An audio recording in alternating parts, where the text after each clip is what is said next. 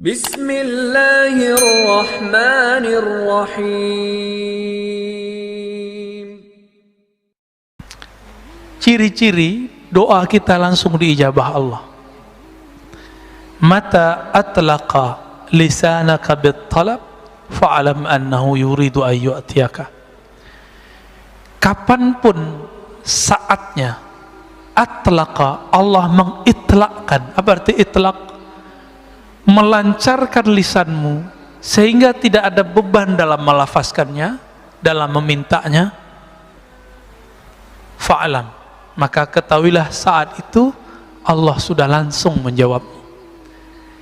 Saya mau tanya lagi Pak, adakah di dunia gerakan yang bukan digerakkan Allah? Ada nggak? Kalau ada berarti ada Tuhan selain Allah. Gimana? Jadi yang gerakin kita doa itu siapa sih? Allah. Kita usaha, mentok, pusing, tahu-tahu kita ada aja jalannya. Yang membuka jalan itu siapa? Kita atau Allah? Oh itu kan koneksi saya Ustadz. Kita sudah menuhankan diri sendiri. Hati-hati. Afara'aita man ittakhadha ilahahu hawa.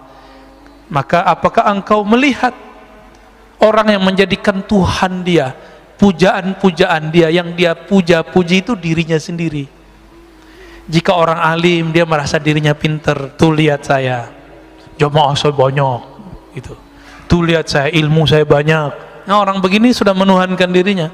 Mau dia gelarnya mursyid, mau gelarnya doktor, LC, MA, kiai 1000 kali, itu tetap di dalamnya iblis. Orang yang memuji-muji dirinya sendiri itu iblis Pak. Nauzubillah min dzalik. Kecuali dia memulangkan pujian itu kepada Allah Subhanahu wa taala. Yang berhak dipuji siapa? Allah, ya.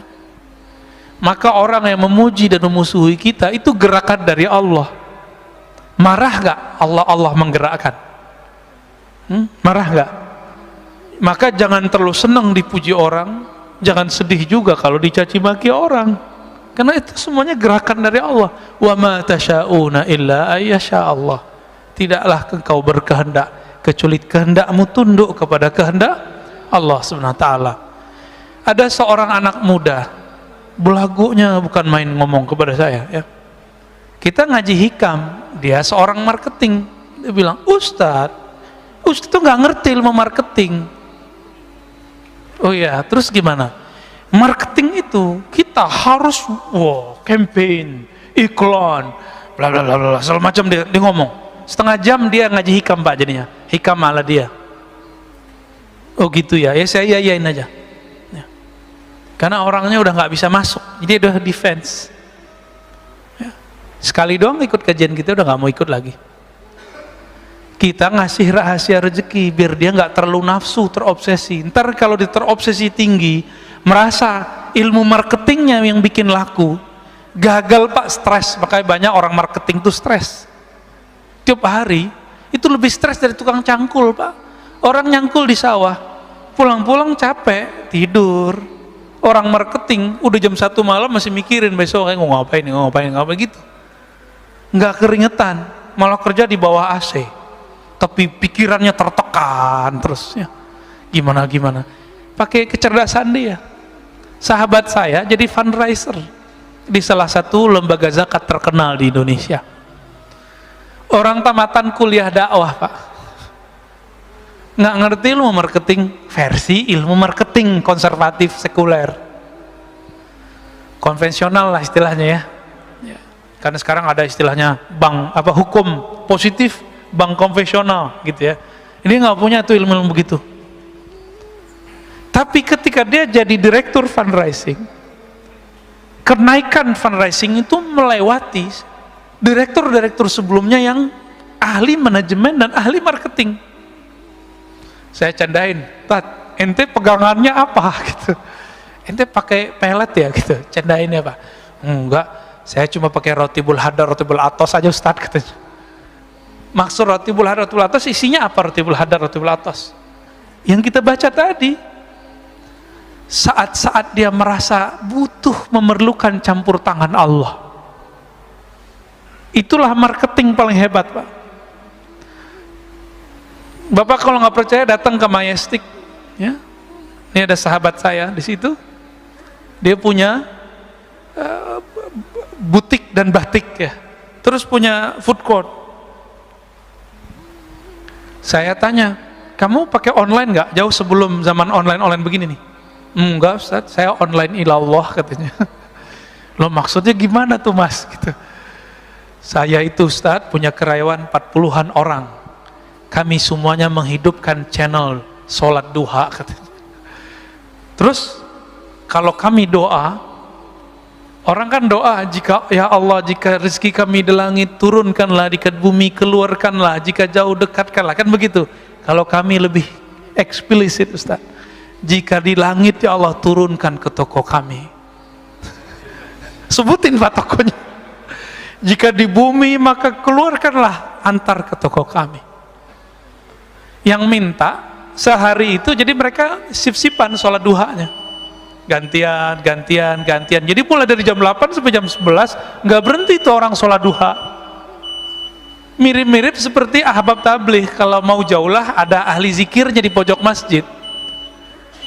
Serius Pak, sama lah, ini marketing langit ini. Bisa begitu, dan ada aja yang datang. Dia beli batik 80 juta Pak, kain doang udah robek dikit tuh, dibeli 80 juta.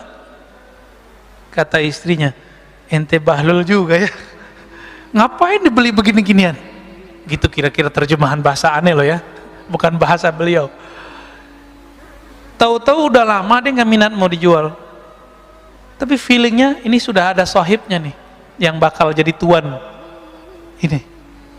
Ternyata tiba-tiba ada orang Chinese datang, dia lagi nyari batik-batik lama yang dulu apa istilahnya ya, ditulis oleh moyang-moyangnya dulu.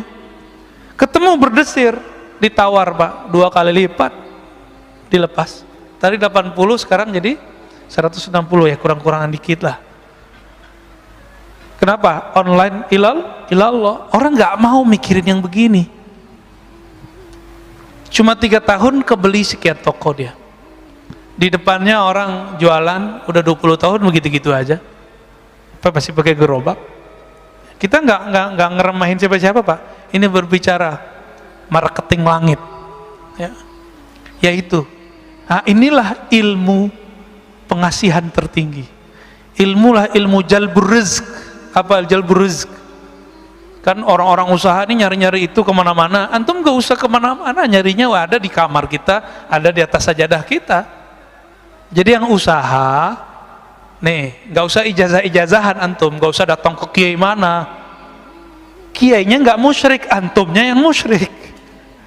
Ya, ntar dikasih raja-raja, dikasih minum-minum yang ada raja, ntar banyak lagi jin dalam badan kita kan.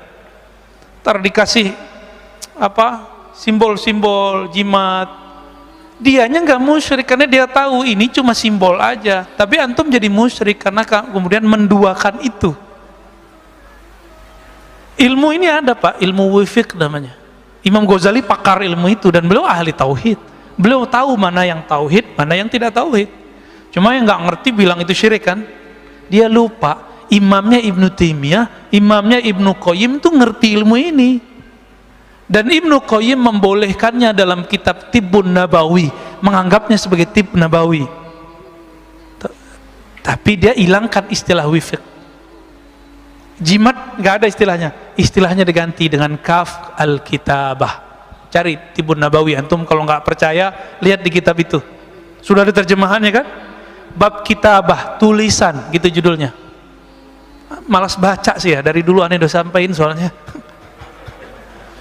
Jadi kadang-kadang kita makan dulu masih mahasiswa, makan, masuk warteg, masuk rumah makan fulan, masuk resto. Saya tuh nggak nyaman Pak kadang. Karena tiba-tiba saya mata itu liar aja ngeliat sudut mana, ternyata di situ ada raja. Ternyata di ujung mana ada jimat. Nah itu bikin gak nyaman tuh makan di situ. Ya. Maka teman-teman praktisi hikmah pun tolong ajari kliennya, muridnya, santrinya tauhid, baru diajarin itu wifi. Kalau enggak usah deh, ntar jadi musyrik ntar ya. Ajarin ini aja nih ya, sholat duha ya, sholat duha. Saya punya guru nih terakhir ya, sebelum tanya jawab. Ada tanya jawab Pak Mirwan? Ada ya. Guru saya dari remaja umur belasan tahun gak pernah ninggalin duha Pak. Itu kalau pagi-pagi beliau beli telur atau beli makanan untuk anak-anaknya, kalau belanja di toko kelontong, itu toko itu laku sampai malam Pak. Kenapa? Berkah sholat dia. Dimanapun dia jalan diberkahi Allah. Ada dalilnya nggak tuh? Musyrik gak tuh? Baca kitab biar nggak jadi musyrik. Dalam kitab Ibnu Mubarak, kitab Az-Zuhud, disebutkan bahwa jika ada seorang yang berzikir atau yang berjalan ke majelis ilmu atau berjalan ke masjid Allah, itu bongkahan bumi, debu-debu yang kita injak, dia berkata, wahai tanah di sampingku, saksikan aku diinjak oleh hamba Allah. Senang dia Pak. Jadi kalau dibalik gimana? Kalau kita maksiat di bumi Allah, itu bumi ngutuk-ngutuk kita Pak. Oi, cepetan pergi gitu. Semoga kamu ketahuan. Maka kita ketakutan kalau kita maksiat Pak. Allahumma sholli ala nabiyina Muhammad. Di dalam Al-Quran surat Ali Imran, sebagai ayat pamungkas daripada hikam ini,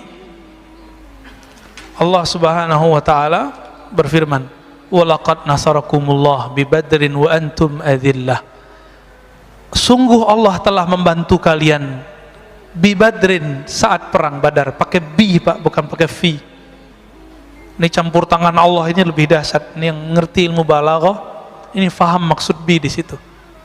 Wa antum adillah, saat itu kamu merasa hina, merasa lemah, merasa butuh bantuan Allah Subhanahu wa taala. Maka jika berdoa, berdoalah dengan rasa hina. Jika berzikir, berzikirlah dengan merasa rendah diri kepada Allah Subhanahu wa ta'ala. Baik, kira-kira gitu Bapak Saudara Allah. Kalau ada yang mau didiskusikan, mau ditanyakan, tafadhol.